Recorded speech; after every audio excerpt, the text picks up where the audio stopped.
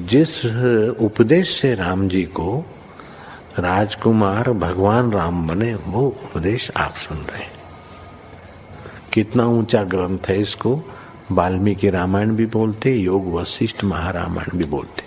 राम तीर्थ ने इसी का बार बार अध्ययन किया था। ये आप भी शांत हो जाएंगे परमात्मा में, और दूसरों को भी शांति देने की क्षमता देने वाला ये सदग्रंथ है। इसको वेदांत का सिद्धांत ग्रंथ बोलते हैं। दूसरे होते प्रक्रिया ग्रंथ। ये करके फिर कब वो आचार्य बनो तब समझो, ये तो थोड़ा पढ़ो और फिर वही सिद्धांत की बात। तो बार बार योग वशिष्ठ महारामायण विचारने योग। ओम श्री सद्गुरु परमात्मने नमः। श्री वशिष्ठ जी बोले, हे राम जी, जिसकी बुद्धि में संसार के भोग वासना रूपी बीज हैं, उससे दुख की परंपरा उत्पन्न होती है। और जिसकी बुद्धि में शांति की शुभ वासना गर्भित है, उससे शुभ गुण वैराग्य, धैर्य, उदारता और शांति रूप उत्पन्न होते हैं। जब शुभ वासना का अनुसंधान होगा, तब मन बुद्धि निर्मल भाव को प्राप्त होगी। और जब मन निर्मल हुआ, तब शनह शनह अज्ञान नष्ट हो जाएगा। हे राम जी, जब सत्संग और सतशास्त्र के अभ्यास द्वारा शुभ गुण उदय होते हैं, तब महा आनंद का कारण शीतल शांत रूप प्रकट होता है। जैसे पूर्णमासी के चंद्रमा की कांति आनंददायक शीतलता फैलाती है, तैसे ही सत्संग रूपी वृक्ष का फल प्राप्त होता है। हे राम जी, सत्संग रूपी वृक्ष से विवेक रूपी फल उत्पन्न होता है, और उस विवेक रूपी फल से समता रूपी अमृत स्त्रवता है। उससे मन निर्द्वंद्व और सर्व कामना से रहित निरुपद्रव होता है। मन की चपलता शोक और अनर्थ का कारण है। मन के अचल हुए सब शांत हो जाता है। ओम श्री सद्गुरु परमात्मा नमः। श्री वशिष्ठ जी बोले, हे राम जी, अब तुम सम्यक प्रबुद्ध हुए हो और अपने आप में स्थित हो। जो कुछ तुमने जाना है, उसके अभ्यास का त्याग न करना, इसी में दृढ़ रहना। हे राम जी, संसार रूपी चक्र का नाभि स्थान चित्त है। उसी चित्त नाभि के स्थिर होने पर संसार चक्र भी स्थिर हो जाता है। इस संसार रूपी चक्र का बड़ा तीव्र वेग है, रोकने से भी नहीं रुकता। इससे दृढ़ प्रयत्न करके इसको रोकिए। संतों के संग और सतशास्त्रों के वचनों से शुद्ध हुई बुद्धि ही इसे रोक सकती है। हे राम जी, असत रूप पदार्थों में जो राग या द्वेष रखते हैं, वे मूर्ख हैं। जिस पुरुष ने ज्ञान से जगत को असत्य नहीं जाना, वह मानो चित्र की अग्नि है, उससे कोई कार्य सिद्ध नहीं होता। और जिसको स्वरूप की इच्छा है, जो तृष्णा के नाश का प्रयत्न करता है, जगत को मिथ्या विचारता है, वह आत्मपद को प्राप्त होगा। उसकी तृष्णा भी निवृत्त हो जाएगी। हे राम जी, ज्ञानवान की तृष्णा स्वाभाविक मिट जाती है। जैसे सूर्य के उदय से अंधकार मिट जाता है, वैसे ही वस्तु की सत्ता पाकर उसकी तृष्णा नष्ट हो जाती है। वह परम पद में स्थित होता है। जिसको दृश्य में निरस्ता है, वह उत्तम पुरुष है।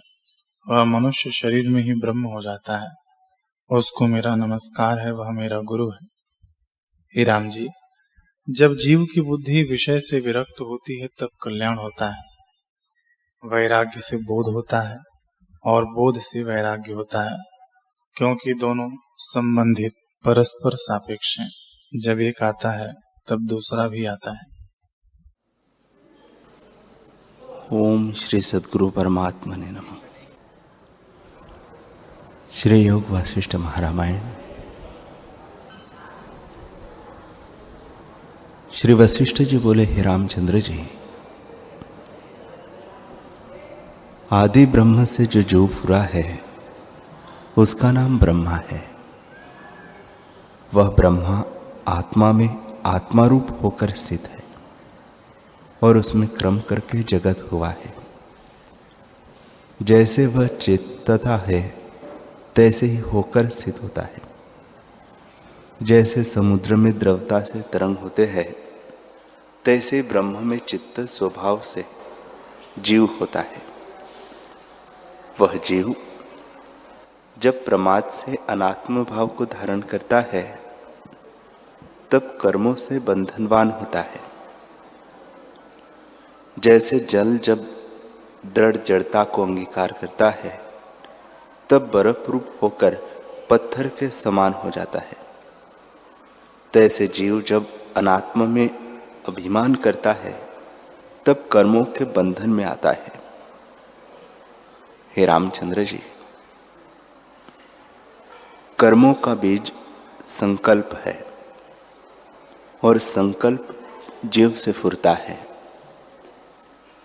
जीवत्व भाव तब होता है जब शुभ चेतना मात्र स्वरूप से उत्थान होता है। उत्थान के अर्थ ये है कि जब प्रमाद होता है तब जीवत्व भाव होता है, और जब जीवत्व भाव होता है तब अनेक संकल्प कल्पना फुरती है। उन संकल्प कल्पनाओं से कर्म होते हैं और कर्मों से जन्म मरण आदि नाना प्रकार के विकार होते हैं। जैसे बीज से अंकुर और पत्र होते हैं, फिर आगे फूल फल और टास होते हैं, तैसे ही संकल्प कर्मों से नाना प्रकार के विकार होते हैं।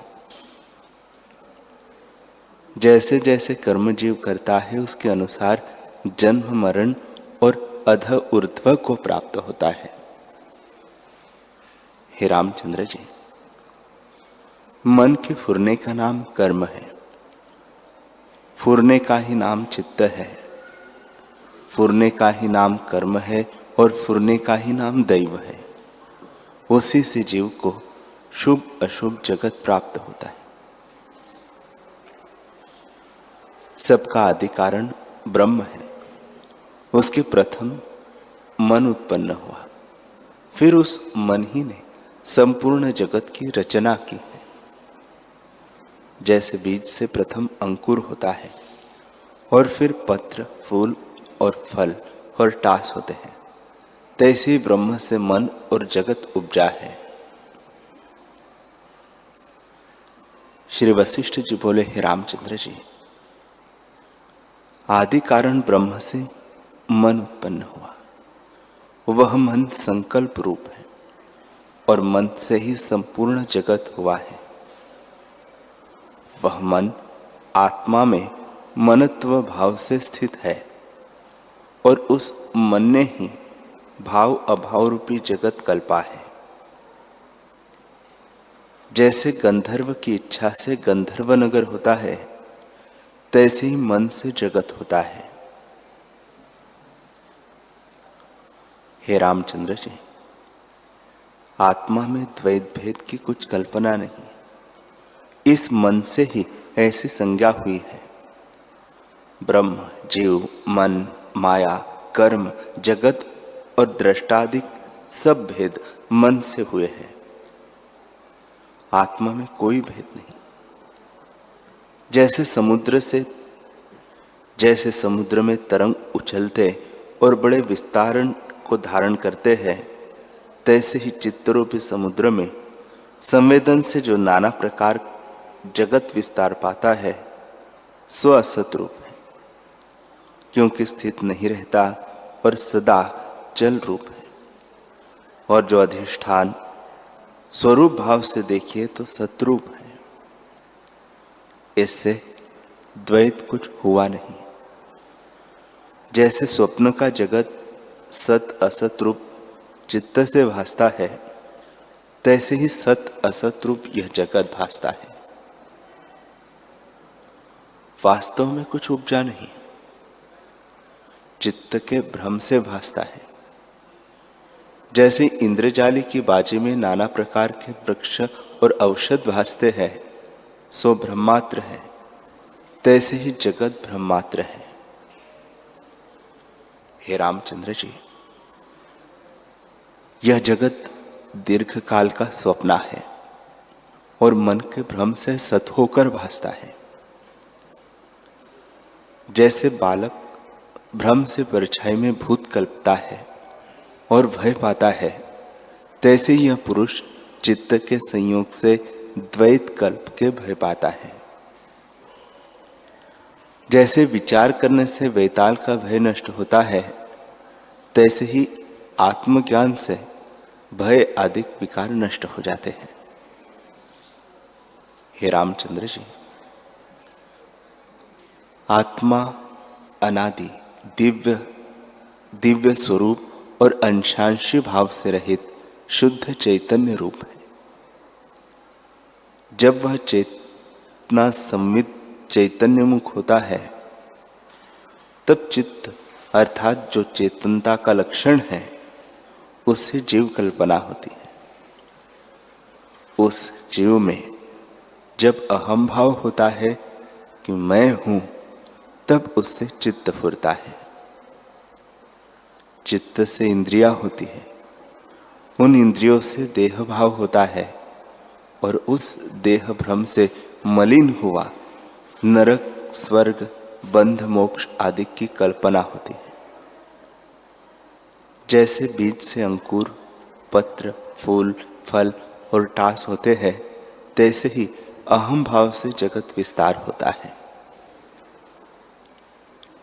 हे रामचंद्र जी, जैसे देह और कर्मों में कुछ भेद नहीं, तैसे ही ब्रह्म और चित्त में कुछ भेद नहीं। जैसे चित्त और जीव में कुछ भेद नहीं, तैसे ही चित्त और देह में कुछ भेद नहीं। जैसे देह और कर्मों में कुछ भेद नहीं, तैसे ही जीव और ईश्वर में कुछ भेद नहीं, और तैसे ही ईश्वर और आत्मा में कुछ भेद नहीं। हे राम जी, सर्व ब्रह्म स्वरूप है, द्वैत कुछ नहीं। श्री वशिष्ठ जी बोले, हे रामचंद्र जी, यह जो नानात्व भासता है, सो वास्तव में एक ब्रह्म स्वरूप है। चैत्यता से एक का अनेक रूप हो भासता है। जैसे एक दीप से अनेक दीप होते हैं, तैसे ही एक परब्रह्म से अनेक रूप हो भासते हैं। हे रामचंद्र जी, यह असत रूपी जगत जिसमें आभास है, उस आत्म तत्व का जब पदार्थ ज्ञान होता है, तब चित्त में जो अहम भाव है सो नष्ट हो जाता है, और उस अहम भाव के नष्ट हुए सब शोक नष्ट हो जाते हैं। हे रामचंद्र जी, जीव चित्त रूपी है और चित्त में जगत हुआ है। जब चित्त नष्ट हो, तब जगत भ्रम भी नष्ट हो जाएगा। जैसे अपने चरण में चर्म की जूती पहनते हैं, तो सर्व पृथ्वी चर्म से लपेटी प्रतीत होती है और ताप कंटक नहीं लगते। तैसे ही जब चित्त में शांति होती है, तब सर्व जगत शांति रूप होता है। जैसे केले के थंभ में पत्रों के सिवाय अन्य कुछ सार नहीं निकलता, तैसे ही सब जगत ब्रह्मात्र है और उससे सार कुछ नहीं निकलता है। हे रामचंद्र जी, इतना भ्रम चित्त से होता है। बाल्य अवस्था में क्रीड़ा करता फिरता है, यौवन अवस्था धारण करके विषयों को सेवता है, और वृद्ध अवस्था में चिंता से जर्जरीभूत होता है। फिर मृतक होकर कर्मों के अनुसार नरक स्वर्ग में चला जाता है। हे रामचंद्र जी, यह सब मन का नृत्य है। मन ही भ्रमता है। जैसे नेत्र दूषण से आकाश में दूसरा चंद्रमा भासता है, तैसे ही अज्ञान से जगत भ्रम भासता है। जैसे मद्यपान करके वृक्ष भ्रम भासते हैं, तैसे चित्त के संयोग से भ्रम करके जगत द्वैत भासते हैं। जैसे बालक लीला करके भ्रम से जगत को चक्र की नहीं भ्रमता देखता है, तैसे चित्त के भ्रम से जीव जगत को भ्रमते देखता है।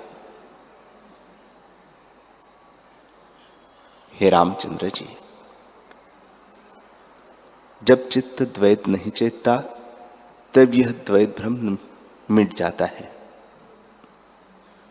जब तक चित्त सत्ता फुरती है तब तक नाना प्रकार का जगत भासता है और शांति नहीं पाता, और जब घन चेतनता पाता है तब शांति पाकर जगत भ्रम मिट जाता है। जैसे पपीहा बकता है और शांतिमान नहीं होता, पर घन वर्षा से तृप्त होकर शांत होता है, तैसे ही जब जीव महाचैतन्य घनता को प्राप्त होता है तब शांतिमान होता है।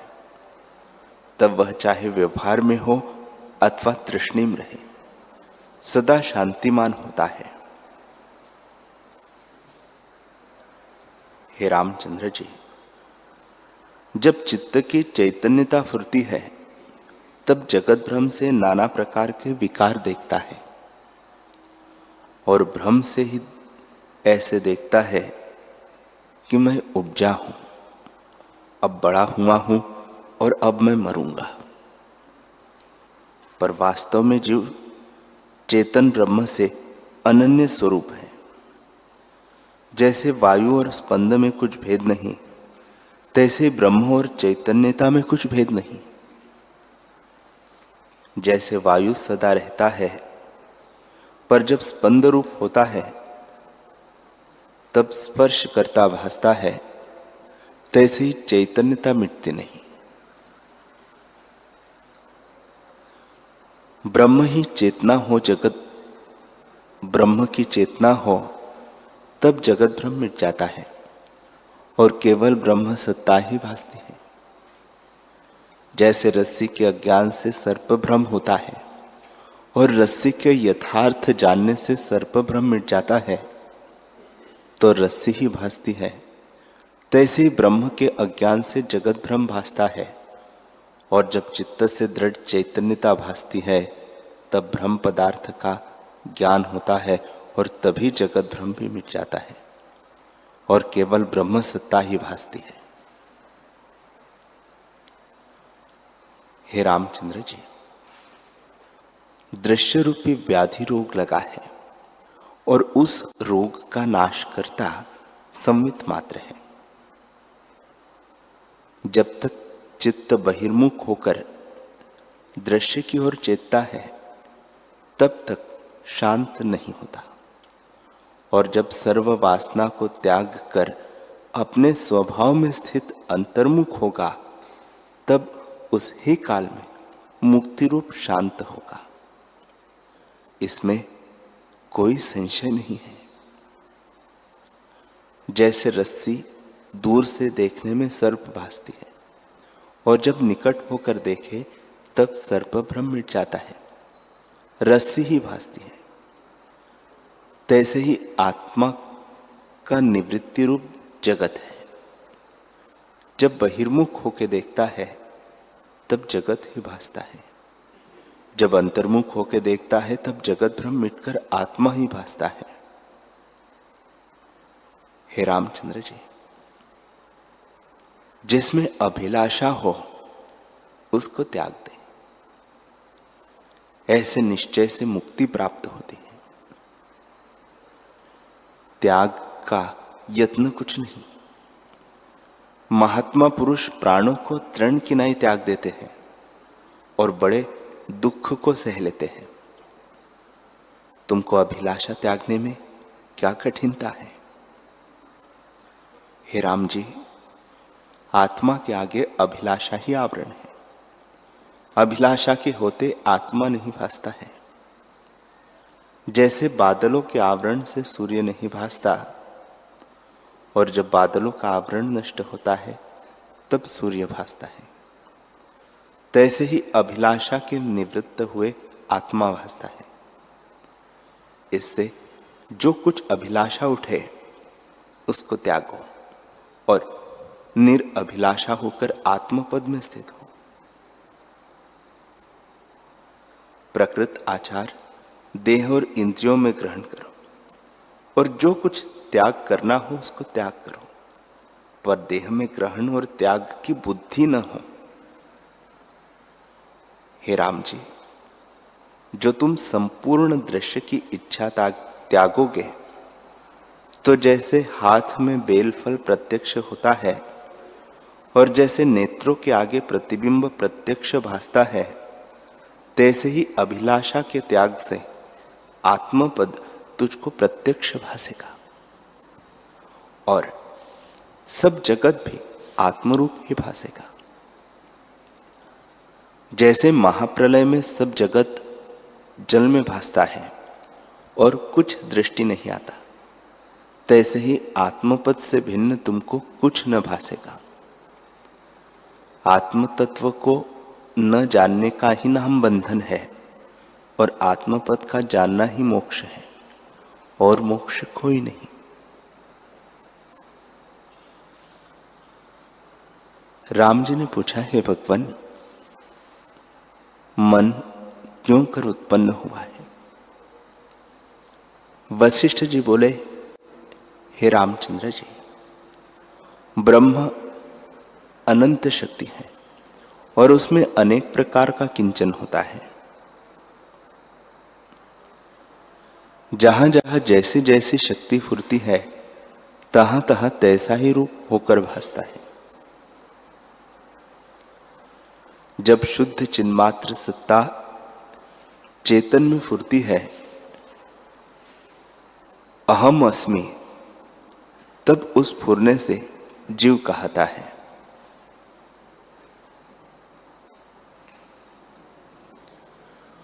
वही चित्त शक्ति संकल्प का कारण भासती है। जब वह दृश्य की ओर फुरती है, तब जगत दृश्य होकर भासता है और नाना प्रकार के कार्य कारण हो भासते हैं। राम जी ने फिर पूछा कि हे मुनियों में श्रेष्ठ, जो इस प्रकार है तो देव किसका नाम है?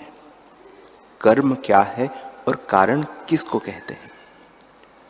वशिष्ठ जी बोले, हे रामचंद्र जी, फुरना अफुरना दोनों चिन्मात्र सत्ता के स्वभाव है।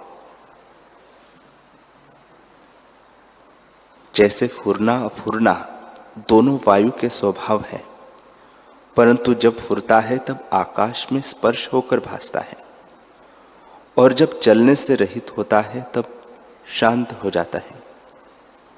तैसे ही शुद्ध चिन्मात्र में जब चैतन्यता का लक्षण अहम अस्मि अर्थात मैं हूं ऐसा होता है, तब उसका नाम स्पंद बुद्धीश्वर कहते हैं।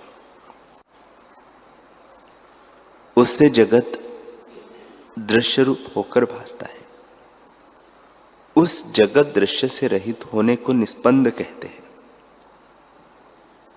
चित्त के फुरने से नाना प्रकार जगत हो भासता है और चित्त के अफुर हुए जगत भ्रम मिट जाता है और नित्य शांत ब्रह्मपद की प्राप्ति हो जाती है। हे रामचंद्र जी, जीव, कर्म और कारण ये सब चित्त स्पंदन के नाम है और चित्त स्पंदन में भिन्न अनुभव नहीं, अनुभव ही चित्त स्पंद हुए कि नहीं भासता है। जीव, कर्म और कारण का बीज रूप चित्त स्पंद ही है।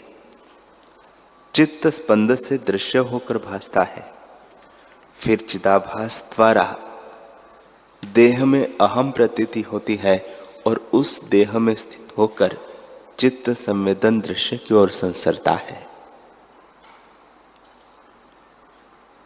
संसरना दो प्रकार का होता है, एक बड़ा और दूसरा अल्प। कितनों को संसरने में अनेक जन्म व्यतीत होते हैं और कितनों का एक जन्म होता है। आदि हो जो फुरकर स्वरूप में स्थित है, उनको प्रथम जन्म होता है और जो आदि उपज कर प्रमादी हुए हैं सो फुरकर दृश्य की ओर चले जाते हैं और उनके बहुतेरे जन्म होते हैं। चित्त के फिरने से ऐसा अनुभव होता है। पुण्य क्रिया करके स्वर्ग में जाते हैं और पाप क्रिया करके नरक में जाते हैं। इस प्रकार दृश्य भ्रम देखते हैं और अज्ञान से बंधन में रहते हैं। जब ज्ञान की प्राप्ति होती है तब मोक्ष का अनुभव करते हैं। सो बड़ा संसरना है। और जो एक ही जन्म पाकर आत्मा की ओर आते हैं वह अल्प संसरना है। हे राम जी, जैसे सुवर्ण ही भूषण रूप धारण करता है तैसे ही संवेदन ही काष्ठ लोष्ट आदि रूप होके भासता है। इस चित्त के संयोग से ही अज और अविनाशी पुरुष को नाना प्रकार के देह प्राप्त होते हैं और जानता है कि मैं अब उपजा, अब जीता हूं, फिर अब मरूंगा। जैसे नौका में बैठे हुए भ्रम से तट के वृक्षों से भ्रमते भासते हैं, तैसे ही भ्रम से अपने में जन्माधिक अवस्था भासती है। आत्मा के अज्ञान से जीव को अहम आदि कल्पना फुरती है। जैसे मथुरा के राजा लवण को स्वप्न में चांडाल का भ्रम हुआ था, तैसे ही चित्त के फुरने से जीव जगत भ्रम को देखते हैं। हे रामचंद्र जी, यह सब जगत मन के भ्रम से भासता है। शिव जो परम तत्व है सो चिन्मात्र है। उसमें जब चैतन्य मुखत्व होता है कि मैं हूं, उसका ही नाम जीव है। जैसे सोम जल में द्रवता होती है, इससे उसमें चक्र फुरते हैं और तरंग होते हैं, तैसे ही ब्रह्म रूपी सोम जल में जीव रूपी चक्र फुरते हैं और चित्त रूपी तरंग उदय होते हैं और सृष्टि रूपी बुदबुदे उपज कर लीन हो जाते हैं। हे रामचंद्र जी, चेतन स्फूर्ति द्वारा जीव की नाई भासते हैं।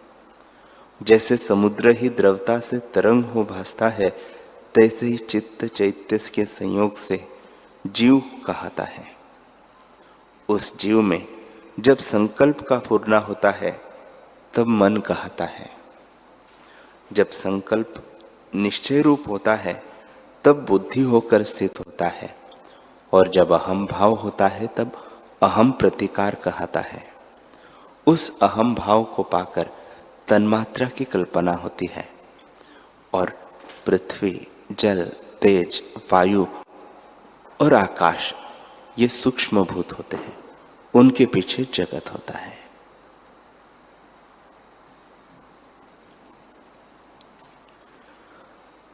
हरि ओम।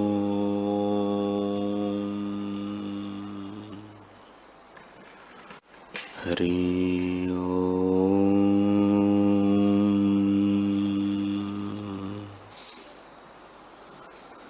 हरि ओम।